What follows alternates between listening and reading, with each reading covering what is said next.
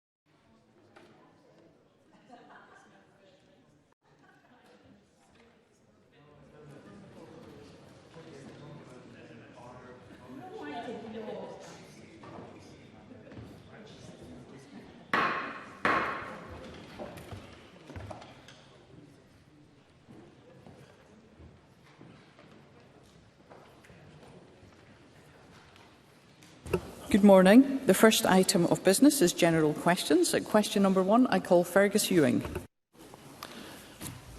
Thank you, Presiding Officer.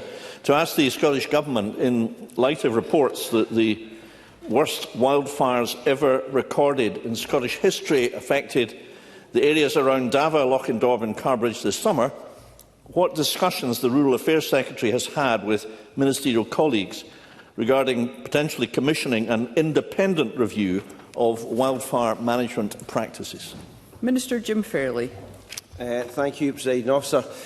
Myself, alongside the Minister for Victims and Community Safety, will host a wildfire summit on October the 14th. The focus will be on wildfire prevention measures, the response to recent wildfires and the appropriateness of our resources and our deployment. All key stakeholders will be invited to attend and input into the discussion. Furthermore, the Scottish Fire and Rescue Service is conducting a series of debriefs to help identify lessons learned from this year's response. We will then consider if further evidence or advice is required to ensure that we have an appropriate mitigation and response plans in place. Fergus Ewing. Well, Presiding Officer, the question was not answered, but be that as it may, the fact is that many deaths occurring in major fires are caused not through the fire itself, but through smoke inhalation, where people try to flee the fire in vehicles using the road on which they arrived. The two areas in Scotland with thousands of visitors every day for most of the year are Glenmore and Rower-Denon. One road in, one road out. Does the Minister agree with me that before next Easter, it's essential that a detailed plan is compiled to be in a position effectively to tackle serious fires in such locations? Otherwise, there's a serious risk of catastrophic loss of life. And does he not agree that an independent review is really the best way to do that, other than a variety of public bodies marking their own jotters? Minister. Presiding Officer, Fergus Ewing has already written to myself and the Minister, Siobhan Brown, to seek a meeting. When we have that meeting, which I have agreed to host, he can raise these individual points about the areas that he is specifically concerned about. However, in terms of the independent review that he's talking about, what is more appropriate is to make sure that we've got the experts in the room, the people who know exactly how to manage wildfires, what wildfire mitigation is. They'll be the ones who will be in the room having a proper discussion about how we put resilience into our systems going forward. Edward Mountain. Thank you, and I'm interested to hear the Minister will be attending a meeting. I wrote to him on the 8th of August requesting such a meeting, and he told me this morning he was too busy between now and Christmas. Well, here you go. There's 62 fires this year in the Highlands. That's the highest ever since 5 years ago when there were 85. We've still got a big part of the year to go. 575 fires in the Highlands in the last 10 years. That's a third of all fires in Scotland. And it's going to get worse, Minister, because of things like the Muirburn Code. Surely we should have centralised assets, including access to aircraft, fixed and rotary, to fight fires and save lives, and not rely on private estates and the will of good neighbours to fight these fires. Minister. In response to the first point that Edward Mountain made, he's absolutely correct. I have refused to attend the meeting that he has already asked for, on the basis that there are a number of events that we are already planning in order to get experts in the room who know exactly what they're talking about. As far as our ability to be able to go forward, that's what these discussions will be about, and I am more than happy to share that with the Chamber as we develop them. Question number 2, Fulton MacGregor. Thank you, Presiding Officer. To ask the Scottish Government what action it has taken to ensure that people with increased genetic risk of developing cervical cancer are offered additional screening tests. Minister Jenny Minto. Thank you, Presiding Officer. Scotland's screening policy follows UK National Screening Committee recommendations. The committee recommends cervical screening for eligible participants every 5 years. While it has not recommended additional screening based on genetic considerations, women are offered more frequent screening if their previous result is HPV positive, indicating they may be at higher risk. Importantly, where HPV is not detected, evidence strongly suggests a very low risk of developing cancers within 10 years. Regardless of risk factors, anyone experiencing cervical cancer symptoms should not wait for screening but contact their GP immediately. Information on symptoms can be found on NHS Inform. Fulton MacGregor. I thank the Minister for that response. Recently, I met with a family of siblings at my constituency surgery following the death of their dear mother, Lavina Gilfillan, who sadly passed away from cervical cancer. They shared with me that Lavina's sister had been diagnosed with cervical cancer at the age of 21 and subsequently underwent a hysterectomy. Given this significant family history, the family believe that Lavina should have been offered enhanced screening and monitoring, but they state that this did not happen and instead she was diagnosed at a later, more advanced stage.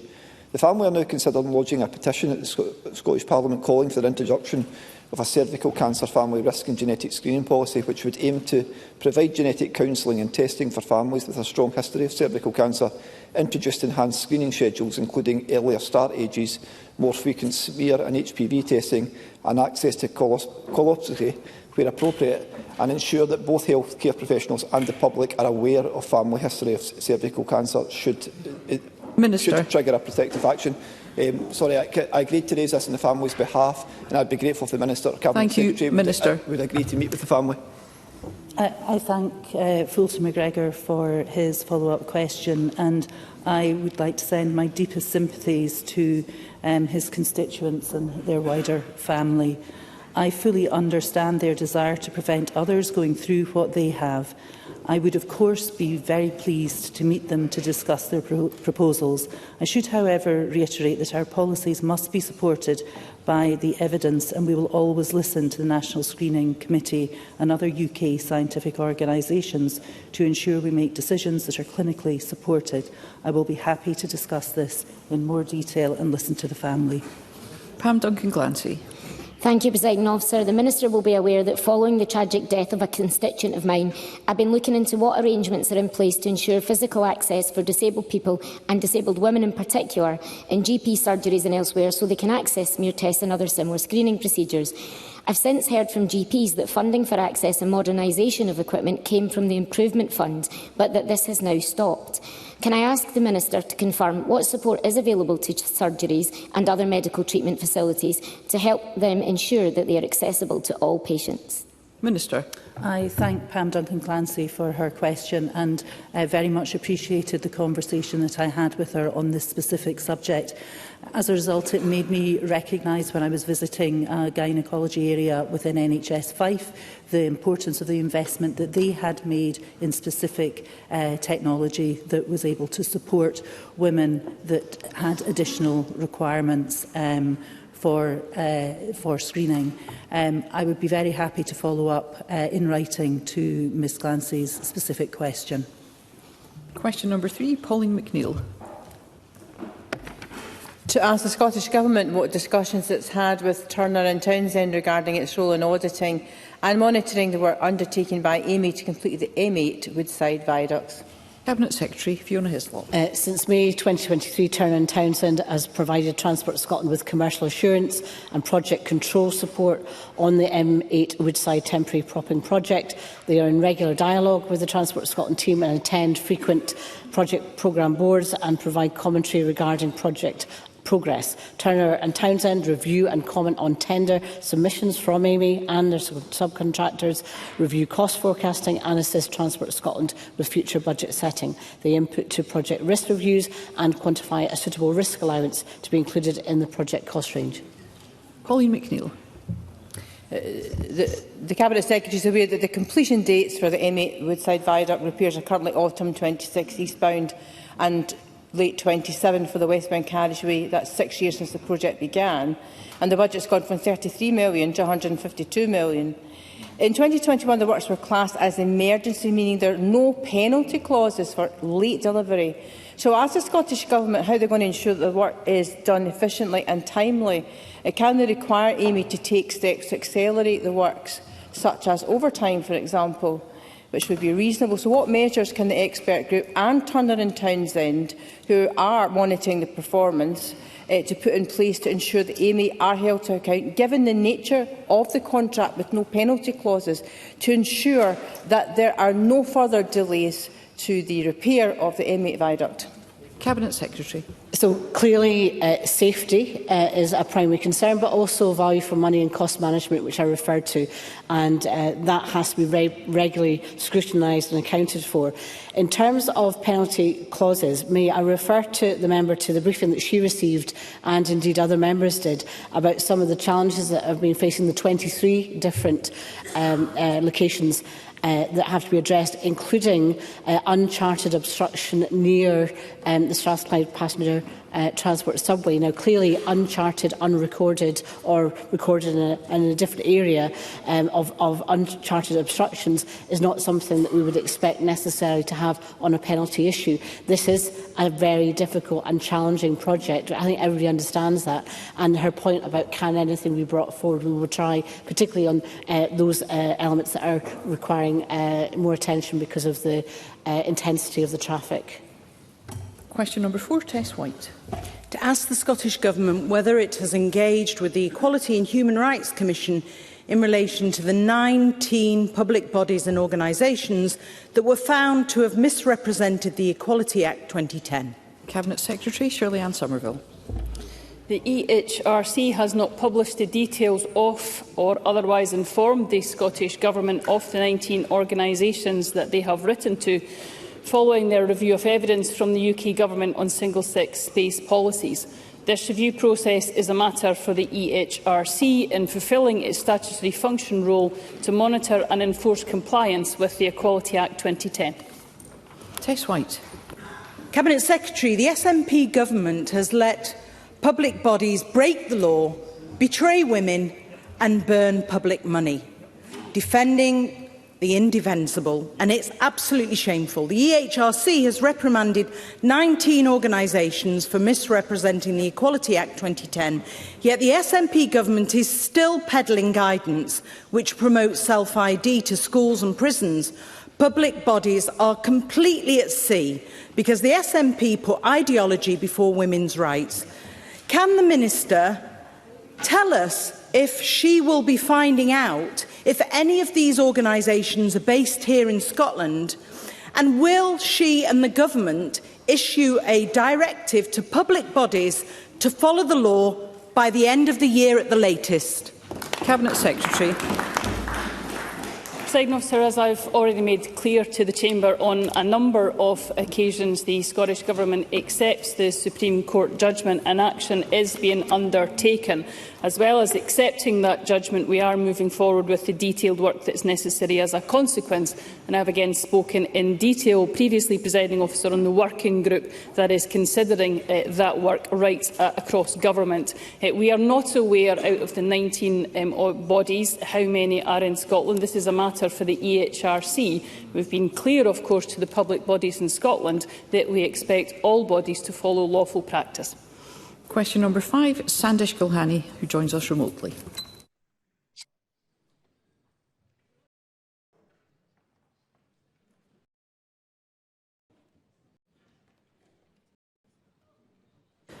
I call question number 5, Sandesh Gulhani.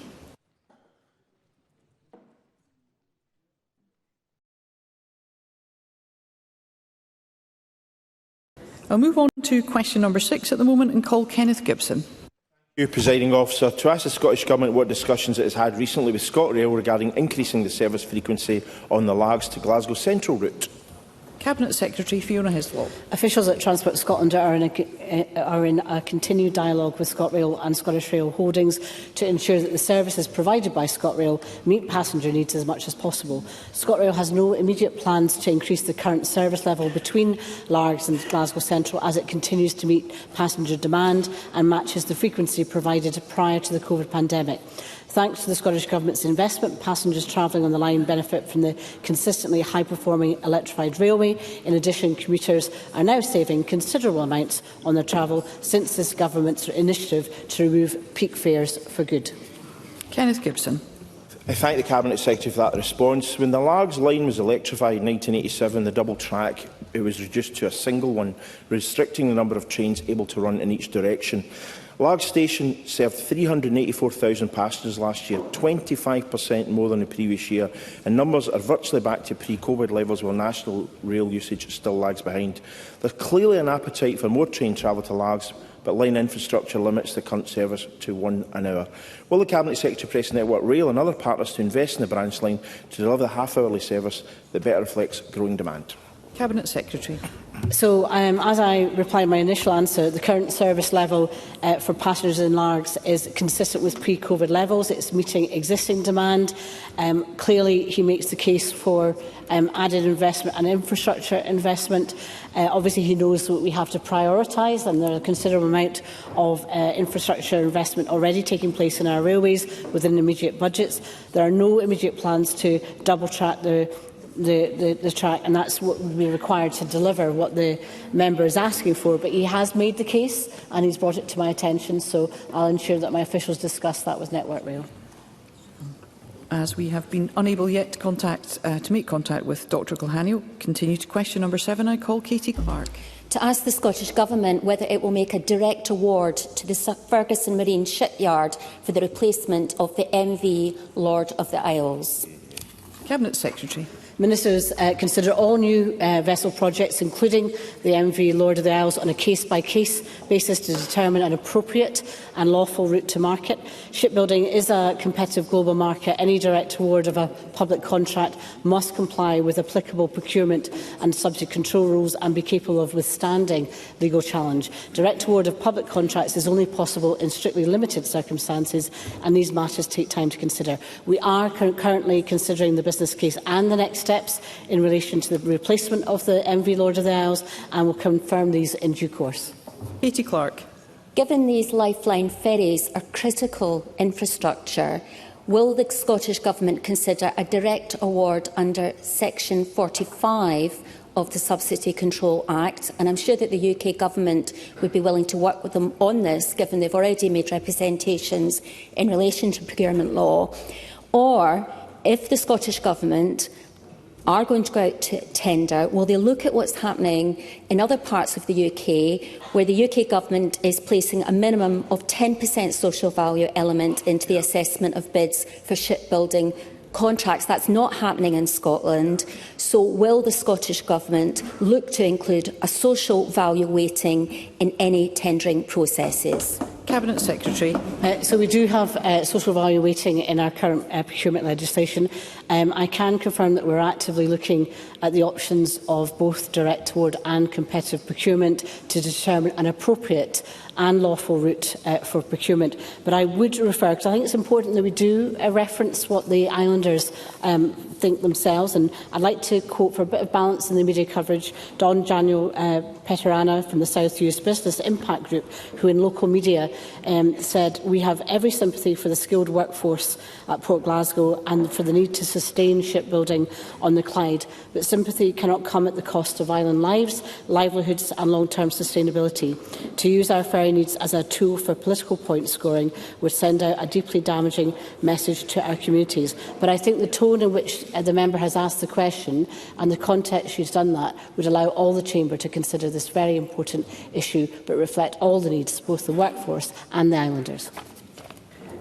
I regret that due to connectivity reasons I'm unable to call Sandesh Gilhani. I call Douglas Ross at question number 8.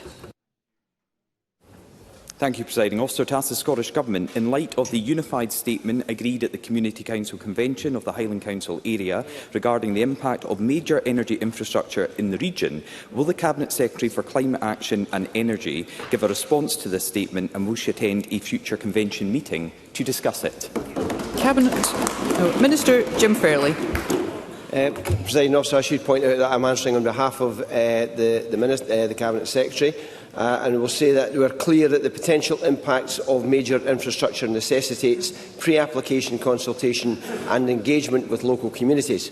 The Scottish Government has published good practice guidance on the procedures for applications under Sections 36 and 37 of the Electricity Act, which includes information on public consultations.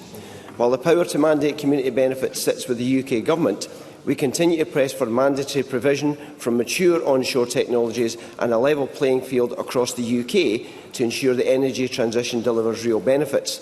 Maintaining the standards of the Ministerial Code regarding live applications means Government ministers cannot attend public meetings of this nature.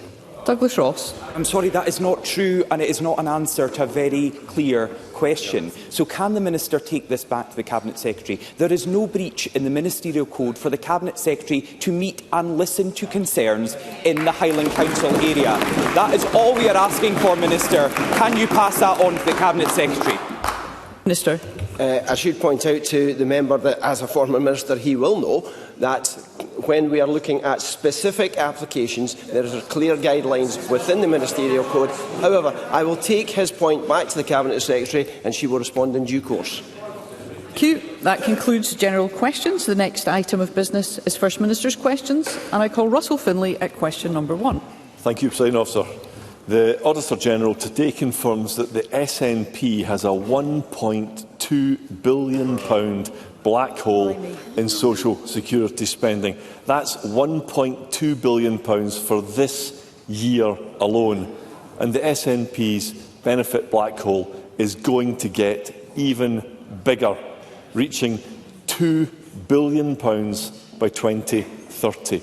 The Auditor-General says this: the Scottish Government has not yet set out a detailed strategy for how it will manage the forecast gap between social security funding and spending within its overall budget.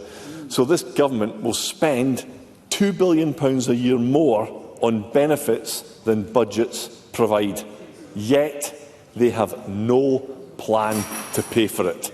So will John Swinney tell us what his plan is, or if he even has one? First Minister. Presiding Officer, as Mr Finlay knows, the Scottish Government is obliged on an annual basis to balance our budget, and the Government has done that on every single occasion since we were elected to serve the people of Scotland in 2007.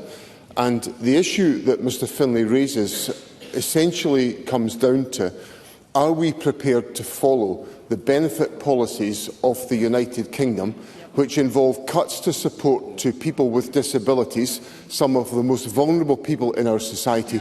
And my Government will do no such thing. Russell Finlay. Of course, social security is an essential safety net for every single citizen, but it has to be fair. and it has to be affordable. The SNP have created an agency which takes claimants at face value when reviewing benefit claims. Claimants only have to tick a box in this form saying, my needs are the same, and that's it. The Auditor General also says there is no system to investigate fraud, which is not only inevitable, but is happening right now. He says, and I'm quoting the Auditor General here, there is no timescale for when Social Security Scotland can consider incorrect payments due to client error or fraud. So can John Swinney tell us when these vital checks will be introduced? First Minister. President Officer, one of the things that Mr Finlay omitted in his question was the fact that the Scottish Government, by the establishment of Social Security Scotland, has presided over the safe and effective transfer of personal independence payments to the adult disability payments for 350,000 disabled people in Scotland. Now, I want to take this opportunity to thank the staff of Social Security Scotland for doing such an excellent job in supporting some of the most vulnerable people in our society today. And if there are errors that are made in the system, or if there is evidence of fraud, these issues are already addressed by the systems that Social Security Scotland have in place. And those mechanisms are there to make sure that the public purse is protected, but also to make sure that support reaches those who need that support. And one of the undertones of Mr Finlay's question here, which he never gets round to answering, is whose benefits does he want to take away? Because we hear all of this rhetoric, but when it comes down to the hard, specific realities of whose benefits are getting withdrawn, Mr Finlay has got no answers. Russell Finlay. Well, it sounds to me like John Swinney saying the Auditor General is wrong. And he's not. It's black and white. There are no systems in place to prevent fraud. And the Auditor General also revealed today that 20% of PIP benefits are reduced or ended following standard review elsewhere in the UK. That's 20%. But for Scotland's equivalent benefit, it's just 3%. Again, and this is the words of the Auditor General, this means, and I quote, Social Security Scotland does not have a reliable figure for the amount lost to fraud and error. Now, the SNP's approach isn't only naive and negligent, it is a betrayal of those in genuine need and of taxpayers. Can John Swinney tell us how much benefit fraud is taking place, or does he really have absolutely no idea? First Minister. President Officer, Mr Finlay omitted to say in his question that on the data around the United Kingdom system, a substantial proportion of those cases are then overturned on appeal. So the point that he advances to me is not a valid point to put to me. As I've indicated to Mr Finlay, the Scottish Government has put in place a system which is designed to meet the needs of some of the most vulnerable people in our society. I think that's the right purpose for a social security system, and that's the one this Government is proud to have in place in Scotland and delivering support to almost 350,000 of our most vulnerable citizens in Scotland today. Russell Finlay. Well, John Swinney every single week omits to give a straight answer to basic questions. There are no checks on fraud or error. There's not even a timeline for when checks might be introduced. Scotland's soaring benefits bill is unsustainable, but John Swinney has got no plan to pay for it. A £2 billion black hole made by the SNP. Now, this morning, the Cabinet Minister, Angela Constance, was asked 5 times how this bill would be paid. 5 times. And the best answer that she could come up with was, and I quote, "The money comes from the people of Scotland." And I think that will send a shudder down the spine of every single taxpayer in Scotland. So how much exactly will the SNP raise taxes to pay for their £2 billion benefit black hole? First Minister. Well, as Mr Finlay knows, all the issues around about tax are dealt with in the budget process, and there will be an opportunity for the Conservatives to engage in the budget process to discuss these issues. Now, I know that the Finance Secretary will engage in those discussions constructively, but the Conservatives have got to be able to come to those discussions with some proposals. It's not good enough to come here and say the soaring benefits bill and then... Let's hear one another.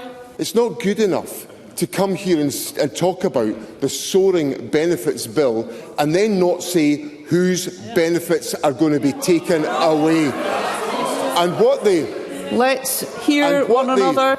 And what the Conservatives, I'm certain, will want to do is exactly what their London equivalents did: pursue and harass vulnerable people in our society, and this government will not go down that road.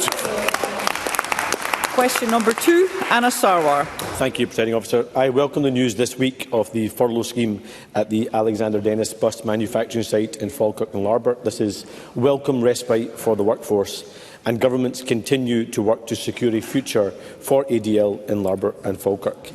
Can I ask the First Minister, what guarantees has the government secured that if these contracts come, that Alexander Dennis will keep these sites open and maintain the jobs currently in Scotland?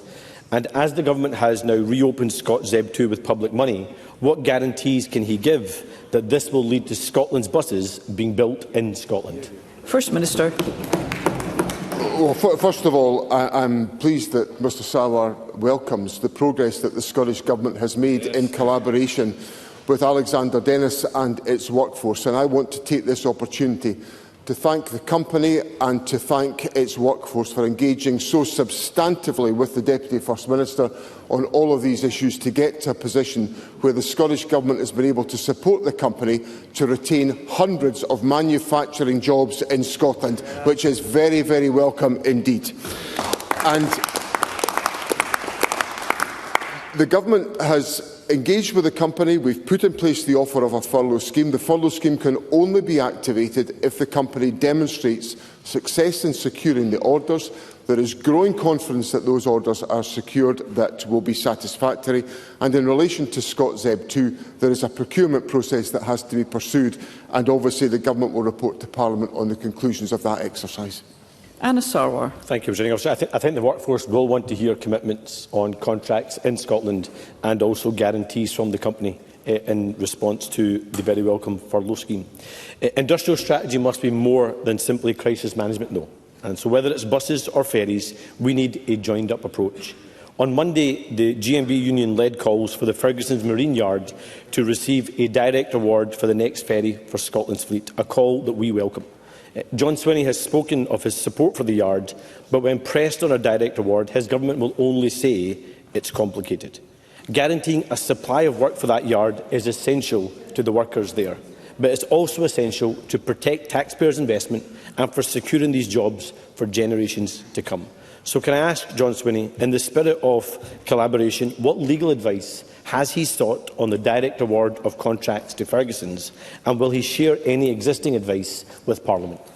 First Minister. I think Mr Sarwar was in to hear the Transport Secretary give a detailed response to the question from Katie Clark on exactly the question about a potential direct award of the successor to the MV Lord of the Isles contract to Ferguson Marine. And what I said on Monday was, yes, it's complicated, but also that the Government is doing the detailed work to enable that to be considered. So I give Mr Sarwar the absolute assurance that the Government is strongly engaged in exploring that as a possibility, and the Transport Secretary gave comprehensive detail of the work that is underway. I think Mr Sarwar will understand that I cannot disclose the legal advice that's available to the Government on this question, because we need to consider all of those elements, but I give him the fundamental assurance that the Government is actively considering such a proposition, along with other propositions, as the Transport Secretary has just set out. But fundamentally, this contract and the whole question of continued support for Fergus and Marine, not just Fergus and Marine, but for, as part of a comprehensive industrial strategy for Scotland, which I think is essential. I think we're getting into territory now where we are seeing more progress being made on manufacturing opportunities within Scotland. I welcome that, and the Government's committed to making that happen. And our agencies, whether that's Scottish Enterprise or Transport Scotland or any other bodies, are actively engaged in that work. Presiding Officer, we need a more coherent industrial strategy where we build our vital infrastructure here in Scotland. That means buses built in Scotland so Scottish companies can thrive, and that means ferries built in Scotland so that Scottish shipyards can thrive. But under the SNP, we've had buses for Scotland built in China while Scotland's bus companies struggle, and ferries built in Turkey and Poland while Scotland's shipyards go without. I am clear that a Scottish Labour government I lead would build Scotland's buses, ferries and crucial infrastructure right here in Scotland. Will John Swinney make that same commitment and stop Let's hear one another.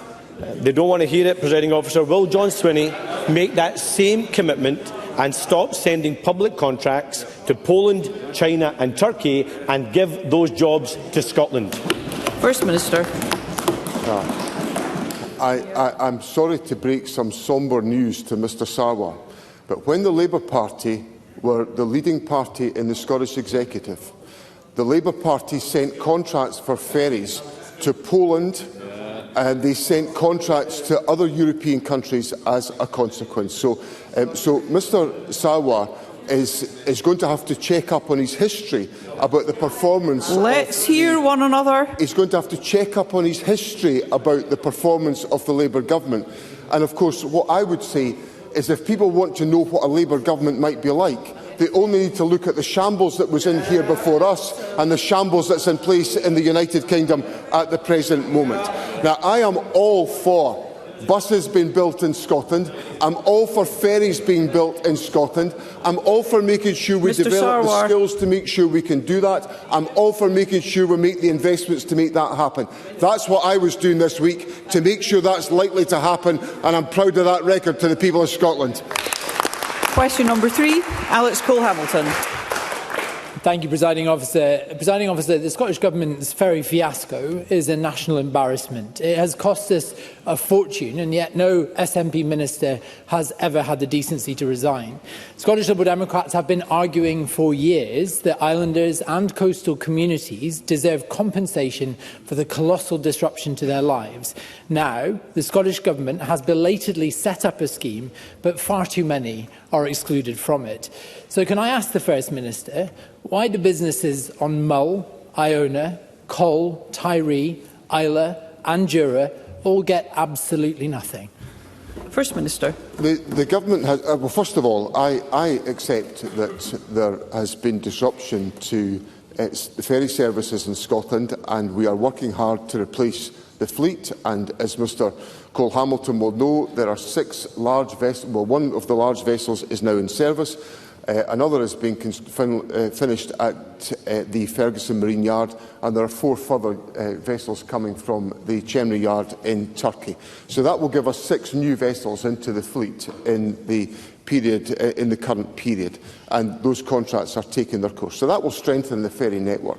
Now, in relation to the compensation scheme, the Government's put in place a compensation scheme that examines the degree of disruption in different island communities and considers where that disruption has been of an acute nature and where it merits the delivery of payments. So if in the islands that Mr Cole-Hamilton has cited, the level of disruption has not been of a level that is comparable to the areas of more significant disruption. And that is the judgment that's been applied by ministers in putting in place a compensation scheme. And we, of course, discuss and consider those schemes with the relevant island communities. Alex Cole-Hamilton. The First Minister should try and tell that to those communities who've literally seen their timetables altered to hide the cancellations.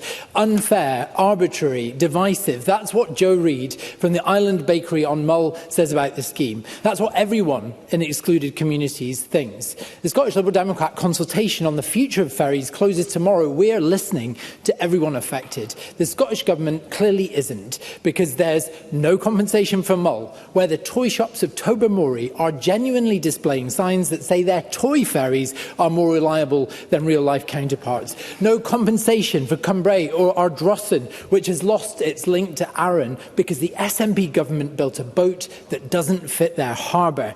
No compensation for the islands and port towns of the West Highlands or in Argyll and Bute, where timetables were stripped back to hide those cancellations. Sympathy doesn't pay the bills. When will the First Minister enrol them in the scheme? When will they get this cash? First Minister. Well, President Officer, let me just take the example that Mr Hamilton puts to me about the ferry service to Arran. Now, what the government has put in place a two-vessel service that crosses from Troon to Brodick. I accept the disruption to Ardrossan. That's why Mr Gibson has been given the solemn commitment of the government for the acquisition of Ardrossan Harbour, so that we can take that into public ownership and make sure it can have the enhancements that are required to be undertaken.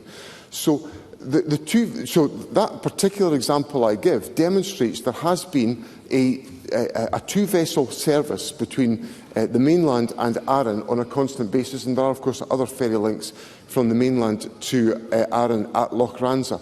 So there are a variety of other opportunities that are available, and where the service unfortunately has not been satisfactory, we have put compensation in place, and that's come about by examining and exploring the disruption that's taken place and providing the support that our islanders deserve. Question number 4, Gordon MacDonald. Thank you, Presiding Officer.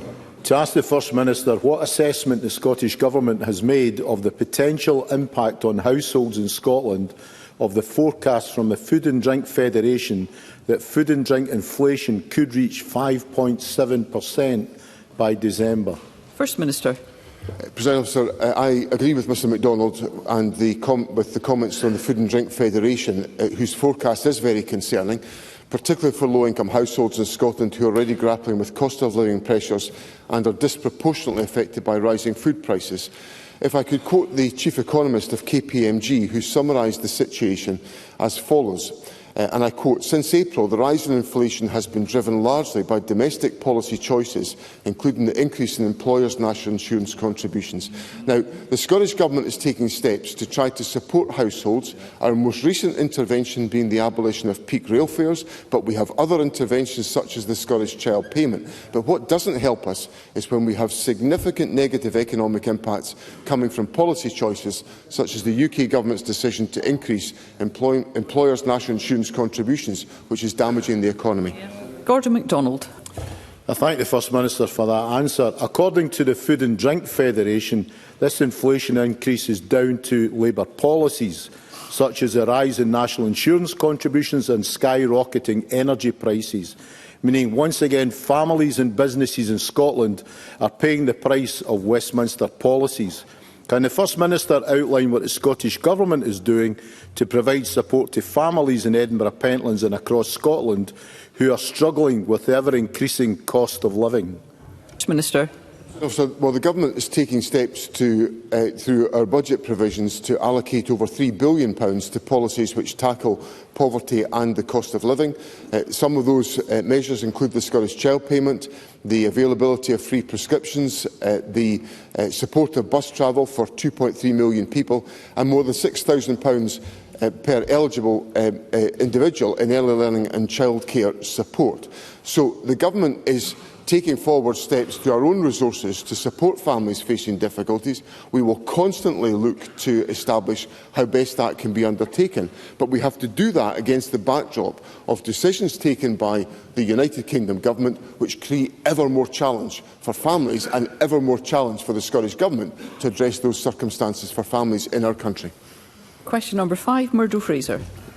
Thank you. To ask the First Minister how the Scottish Government will support town and city centres as retail destinations. First Minister. Economic growth is at the very heart of the Government's agenda. We're working closely with businesses to drive economic growth in our towns and cities and support both consumers and local businesses. This includes funding the Scotland Loves Local campaign, funding of over £3 million to address the issue of retail crime in Scotland, and the most generous business rates relief in the United Kingdom. Our competitive non-domestic rates regime in 25-26 includes a freeze on the basic property rate delivering the lowest such rate in the United Kingdom for the 7th year running, and maintaining the lowest property tax rate in the UK for over 95% of non-domestic properties in Scotland. And these are some of the measures we're taking to support towns and city centres. Murdo Fraser. Thank you, Presiding Officer. All colleagues in this chamber will be aware of the decline of town and city centres as traditional retail destinations. This week, the Scottish Retail Consortium published a 5-point plan to make it more attractive for retailers to invest, including changes in planning, a focus on retail crime and, crucially, in their words, a more competitive business rate than England. Because despite what the First Minister has just said, in the last 3 years, this Scottish Government has not passed on to businesses here the much more generous rates relief available south of the border. So will it now rethink its position and give retailers here the support they need? First Minister.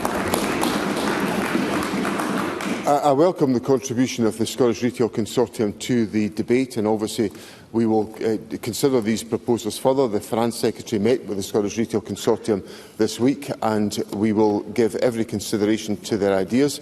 There are a number of steps that the Government has taken to support the position of town centres, and as I indicated in my earlier answer to Mr Fraser, that we maintain the lowest property tax rate in the UK for over 95% of non-domestic properties in Scotland. So the Government has got a long track record of making sure that businesses in our town centres are able to be supported with a competitive business tax regime, and we will look to reflect that in the policy and budget proposals that the Government brings forward. Ben Macpherson. It is well understood that hospitality businesses bring people to town and city centres, which benefits all, including retail, like what happens at the superb shore area in my constituency and on Leith Walk and elsewhere too. But I know that too many of our hospitality businesses are struggling at the moment, largely because of the employers' national insurance increases earlier this year and other factors as well. Therefore, does the First Minister agree with me and UK hospitality that the UK Chancellor needs to consider a VAT cut for hospitality in the UK Government's upcoming budget? First Minister. Such a measure would certainly help the hospitality sector, and it would go some way to deal with the negative consequences that have been created by the increase in employers' national insurance contributions. And that, for a United Kingdom government that is supposedly interested in growth, to apply an increase in employers' national insurance contributions is beyond my conception as to why that's a good idea, because it stifles growth, and we're seeing the effects of that in many communities around the country. Now, Mr Macpherson sets out the arguments that will need to be considered by the UK Government in the budget. We will, of course, be engaging in making representations to the UK Government on that question. And the steps that we're taking within Scotland to support many businesses within our town and retail centres will continue to consider any changes in regulation and in the planning system that we can apply that will make it easier for businesses to trade and to be able to create the type of economic opportunities that we want to see in our town and retail communities. Claire Baker. Thank you very much, Presiding Officer. Can I welcome the commitment to millions of pounds for Kirkcaldy Town Centre that's come from the UK Labour Government? This investment has the potential to kick-start the town centre regeneration of the Langtoon. Can I ask the First Minister how he will work with the UK Government and the community to maximise the benefits? First Minister. Well, I welcome the investment that's been made in Kirkcaldy Town Centre and by the UK Government. I welcome any contribution, but I think what we've got to see is the whole picture, because Kirkcaldy Town Centre's difficulties will have been exacerbated by the increase in employers' national insurance contributions, which is making it more expensive to employ people in our economy. So I'm all for giving a warm welcome to the benevolence of the United Kingdom Government, but I'll also point out their shortcomings, and there are plenty of those. Question number 6, Maggie Chapman. Ask the First Minister what action the Scottish Government is taking to protect renters in the private sector from homelessness. First Minister. Presiding Officer, Scotland leads the United Kingdom in supporting private tenants, backed by some of the strongest homelessness legislation in the country. We've also recently announced an ambitious plan backed with £4.9 billion to accelerate action on tackling the housing emergency. The Housing Scotland Bill, now at Stage 3, will further strengthen support by introducing new prevention duties, enhanced protections for domestic abuse victims and new tenants' rights, including the introduction of rent controls. This year, we are also providing over £99 million to local authorities for discretionary housing payments, mitigating the cruel bedroom tax from Westminster. But there are limitations on how much this government can do. One of the most significant levers of support is local housing allowance, and this government has repeatedly called on the UK government to commit to uprating housing support for tenants, and I hope that will be delivered in the upcoming budget on the 26th of November. Maggie Chapman. A renter moving into their new home today will have no clear sense of how long they can stay before they could be kicked out by their landlord. They may have as little as 4 weeks and a maximum of 3 months' notice. Sarah, James and their 2 children were evicted from their home in Inverness. They were unable to find a suitable home in their 3 months' notice. A family of 4 forced into a cramped one-bedroom flat. It was so much smaller than what they needed. Renters in England will soon be protected from eviction on the most common grounds for the first 12 months of their tenancy and get a longer notice period. But that right does not currently exist in Scotland. With the housing bill next week, we can fix this. So, will the First Minister commit to supporting Green amendments that ensure Scotland does not fall behind and improve protections from eviction for renters in Scotland? First Minister.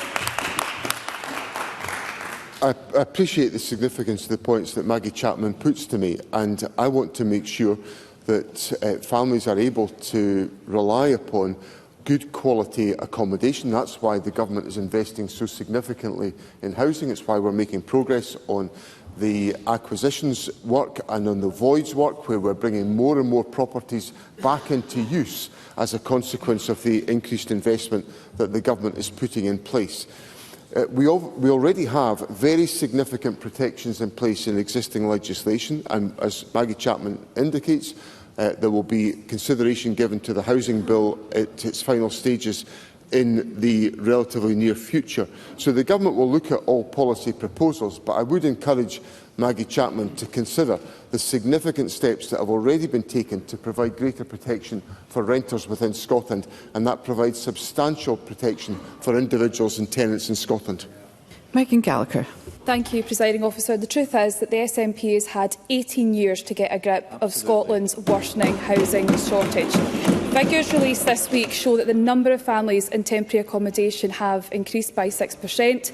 10,000 children remain trapped in temporary accommodation. Let's hear Ms Gallagher. Is on the rise. They don't want to hear it, Presiding Officer, but the figures speak for themselves. So my question to the First Minister is this. Can he tell Parliament when the housing emergency will end? And is he confident that his government can achieve their target of 15,000 affordable homes, especially when we're debating a housing bill next week that will not result in one single home being built? Absolutely. First Minister. Well, what builds homes is the combination of private investment, where the government has made changes to the housing bill to enable that to be sustainable, and secondly, public expenditure. And the public expenditure that's now in place for the government's budget in 2025-26 is £808 million, which is £251 million more than it was last year. Now, Megan Gallagher was one of the Conservative members who did not vote for that provision, just like the Labour Party didn't vote for that provision. So what we've got here is another example of members of Parliament coming forward, not prepared to vote for the provisions that will actually solve the problems that they are raising with me at First Minister's question time. That is not a way to solve the housing crisis. The way to solve the housing crisis is for the government's programme. Let's hear one another. The way to solve the housing crisis in Scotland is to build on the strong record of this government, which has built. Members, we have many members wishing to put questions. Let's hear one another. Let me explain the point that I'm making. Between 1999 and 2007, there was an average of 5,448 affordable homes built under the Labour and Liberal government. Under this government, it's an average of 7,734 each year. So the SNP government has built more houses on average per year than our predecessors. That's because we're prepared to take the action to deliver on the housing emergency when everyone just postures in the Labour and Conservative parties. Thank you. We move to general and constituency supplementaries, and I call Claire Adamson. Thank you, Presiding Officer. First Minister, Scotland's gaming industry continues to go from strength to strength. This week, Scotland hosted the prestigious DICE Europe Summit for the first time in Edinburgh, which saw industry global leaders come to Edinburgh for key talks. Can the First Minister advise what assessment the Scottish Government has made of the sector to Scotland's economy, and advise what steps he is taking in his government to ensure the skills and support to ensure that we continue to be a hub for the games industry in Scotland? First Minister. President Officer, I very much welcome the points that have been raised by Claire Adamson, and it was my pleasure, along with the Innovation Minister Richard Lochhead, to host representatives of the games industry at Bute House on Monday evening as part of the prestigious DICE Europe Summit. And we brought together, the summit came to Scotland for the first time. This is an industry that matters, and we brought their senior leaders to Bute House to consider how we can continue to build on the growth that has already been delivered. We now have an industry in Scotland that has increased in turnover by nearly 800% since 2010. It's a huge vote of confidence in the industry, and the Government is investing in our skills system to make sure that our universities are able to produce the graduates that will support the industry. We provide targeted enterprise support for our start-up ecosystem, and we have a whole range of other programmes to support our creative industries, which again this week delivered formidable achievements in terms of the steps that have been taken to engage young people and members of the public. And I very much welcome the participation of the DICE Summit in Scotland, and I look forward to supporting the industry as part of the Government's focus on growth. Brian Whittle. Thank you, Presiding Officer. Since last November, I have been assisting a couple and their baby daughter to obtain support from Warmworks to replace their broken heating system with a zero-carbon alternative. That process began over a year ago, and in that time they've had no permanent heating or hot water in their home, where both a young child and their mother have chronic health conditions. Warmworks has offered conflicting advice, they have lost reports, and despite the helpful intervention from Cabinet Secretary Manny McCallan, when she instructed Warmworks to re-engage with my office, they have failed to respond to both my constituents and I in the timescales directed by the Cabinet Secretary. Will the First Minister and his Cabinet Secretary please look into my constituents' situation as a matter of urgency before they spend another winter without heating and hot water? First Minister. If Mr Whittle would furnish me with the details of this case, it will obviously be familiar to Government if the Cabinet Secretary has already intervened. I have to say, what Mr Whittle has recounted to me, I'm not very happy with, because if a Cabinet Secretary directs an organisation to engage with a Member of Parliament, I would expect that Member of Parliament to be engaged with substantially, regardless of their politics in this chamber. So if Mr Whittle would let me know about that. I've dealt with on a constituency basis with Warmworks on a number of occasions, so I've pursued cases where things have not worked out perfectly. So if Mr Whittle would give me the details, I will pursue that on his behalf. Faisal Chowdhury. Thank you, Presiding Officer. To ask the First Minister what urgent action the Scottish Government is taking to ensure adequate fire service provision in Edinburgh in light of the reported proposal to close Marianville Fire Station, the area expanding population as well as the increased activity at Lit Docks. First Minister. There is a consultation process underway led by the Scottish Fire and Rescue Service, which looks fundamentally at the basis of delivering a safe and sustainable fire service that's appropriate for our needs at this particular time. Now, I know that there is widespread concern about the Marianville fire station. I've seen representations about that.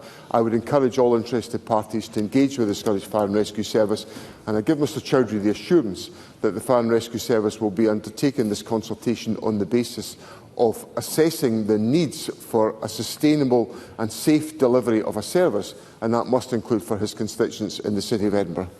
Evelyn Tweed. Thank you, Presiding Officer. I welcome the First Minister's unwavering commitment to protecting and enhancing our Scotch whisky industry, a vital, thriving sector which creates thousands of jobs across Scotland. Can the First Minister provide further details on his recent meeting with President Trump in Washington ahead of the UK-US trade talks, where he made the case to reduce the tariffs on the Scotch whisky industry, something the US industry supports? First Minister. President Officer, as colleagues will be aware, I travelled to Washington DC last week to support the efforts of the Scotch Whisky Association and their counterparts in the United States, in the Distilled Spirits Council of the United States and the Kentucky Distillers Association, who have a shared and symbiotic relationship in relation to the sustainability of the industry. I was fortunate to have the opportunity to spend about 50 minutes with President Trump explaining this argument, and I had substantial engagement with President Trump on that issue. I need to be clear to Parliament that I was making representations on behalf of the industry. I was not negotiating a trade deal. That is the proper responsibility of the United Kingdom Government. But I did also have the opportunity last night at the state event hosted by His Majesty the King at Windsor Castle to further discuss this issue with President Trump, and I will continue to engage to ensure that I deliver the type of zero-for-zero arrangement that the United States whisky industry and the Scotch whisky industry are seeking, because I think that makes economic sense on both sides of the Atlantic. Yeah. Douglas Lumsden. Thank you, Presiding Officer. In the coming days, SSEN will submit their planning applications to have mega pylons span from the Highlands right through the North East to the Central Belt. Community groups in rural areas feel ignored.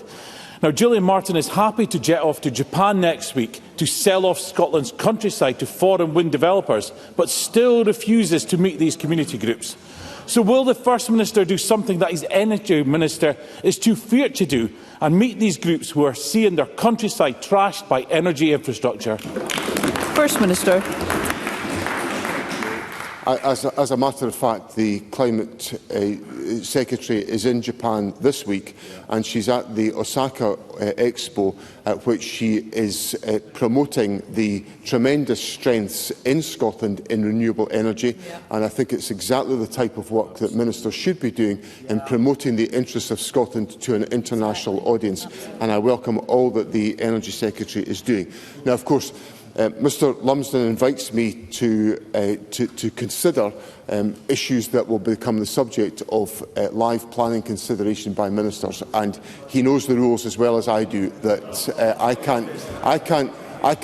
can't engage myself in issues that will be determined by ministers which are of this nature, and the proper process will be taken forward.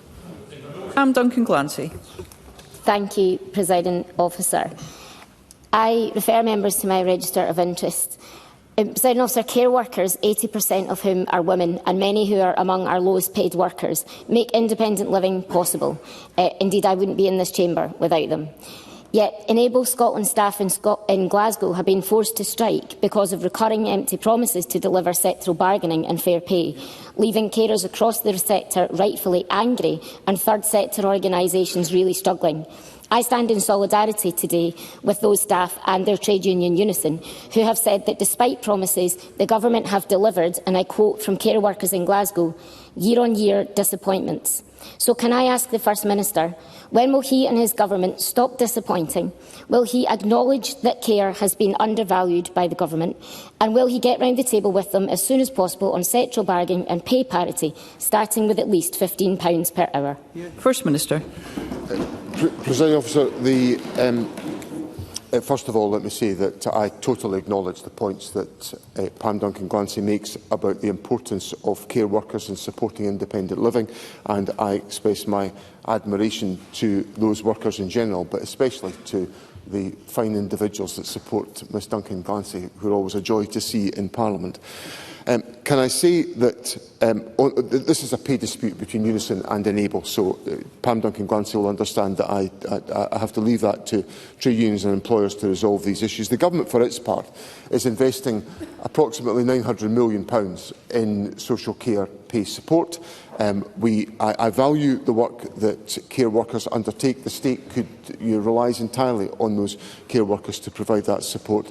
Obviously, we continue to look to see what more we can do in this respect. That will be a material part of the budget process, and as I said in one of my earlier answers, the Finance Secretary will be engaging with all parties on those priorities in the run-up to the setting of the Government's budget for the next financial year.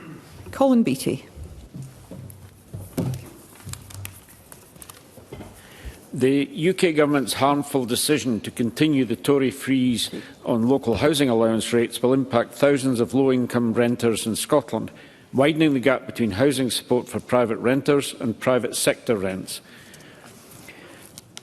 Will the First Minister therefore join me in calling on the Labour UK Government to permanently repeg LHA rates to at least the 30th percentile of local rents, a vital move which the Resolution Foundation states would lift 75,000 children out of poverty by the end of the UK Parliament?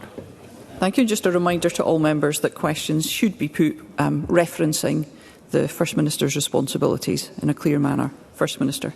Well, President, this issue is one that the Government recognises. In one of my earlier answers, I made reference to the point about the local housing allowance, because that uplift would assist us in tackling the issues of homelessness that we're wrestling with, and also in supporting families that are living with poverty.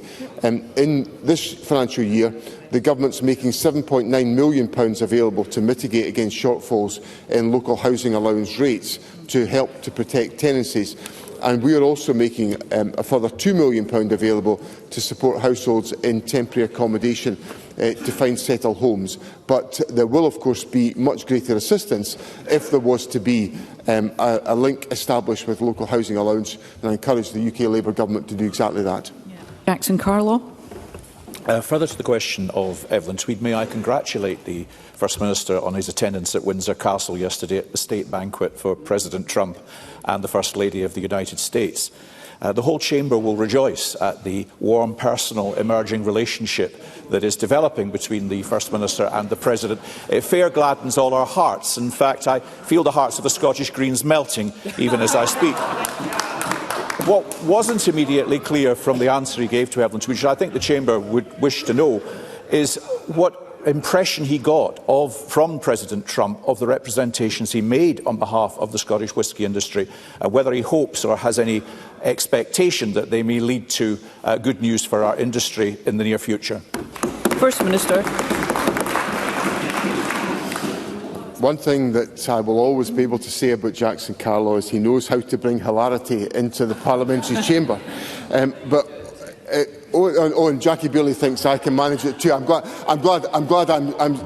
I'm conveying such bonhomie today. It's not always how Jackie Bailey describes my contribution to Parliament, but if bonhomie is the order of the day, then I shall settle for that. On the question, I think the fact that President Trump was prepared to engage in discussions about this issue in the Oval Office should be welcomed, because it indicates a willingness to consider the propositions that I'm putting forward.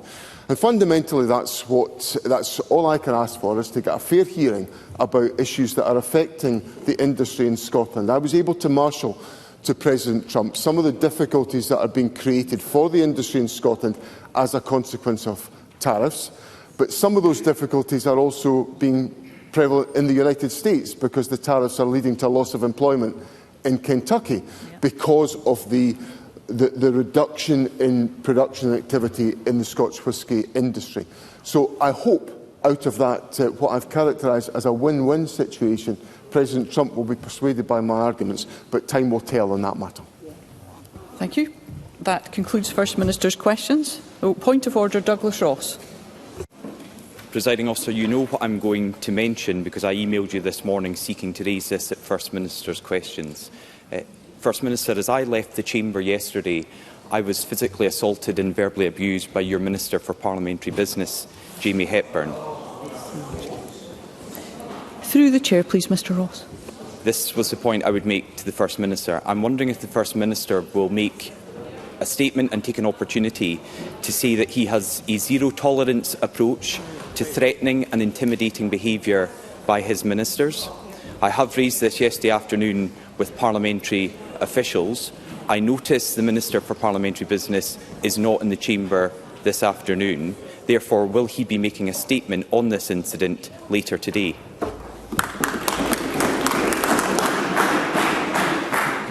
Thank you. Obviously, comments addressed to the First Minister in the chamber are not a point of order, but I would say that this is a very serious allegation and it is important that it's dealt with through the appropriate processes.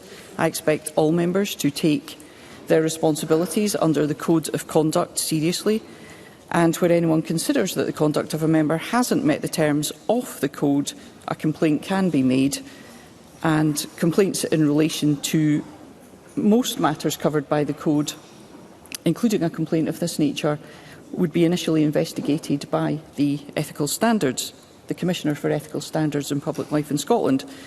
And recommendations coming from any complaints may, of course, come to this chamber in due course. Therefore, I must avoid any comment that might compromise that. But complaints about the conduct of a member arising in their ministerial duties are dealt with under the Scottish Ministerial Code and are a matter for the First Minister. Thank you. We will allow a few moments for the chamber and the public gallery to clear before we move on to the next item of business, which is a members' business debate in the name of Emma Roddick.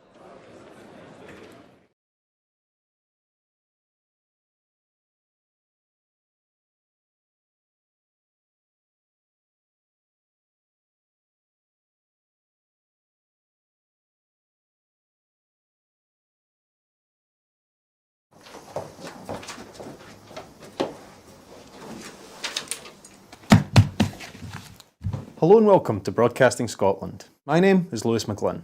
Hello and welcome to Broadcasting Scotland. My name is Saoirse Healy. Hello and welcome to Broadcasting Scotland. My name is Donald C. Stewart. Broadcasting Scotland is Scotland's independent broadcaster, providing factual news, reporting on the issues important to the people of Scotland. We are committed to public service broadcasting, and with your support, we will produce even more programmes. Provide opportunities for young people interested in media production and broadcasting, and challenge preconceptions of what Scottish media looks like, amplifying Scotland's voice and reflecting its communities. We can already deliver high-quality live news, and we will create the highest quality programmes for you to enjoy. But we can only do that with your support. So please subscribe to and share our channel or donate to Broadcasting Scotland via the link in the description. Thank you. Thank you. Thank you.